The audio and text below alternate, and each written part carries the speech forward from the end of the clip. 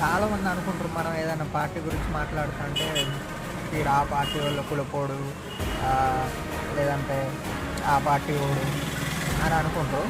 కానీ యాక్చువల్‌గా ఎప్పుడు కూడా కరెక్ట్ ఆలోచించాడు. వీడు మనకు మంచి చేసేటోడా? చెడు చేసేటోడా? మంచి చేసిండా? చేయలేదా? అని అయితే ఎవ్వడు ఆలోచించడు.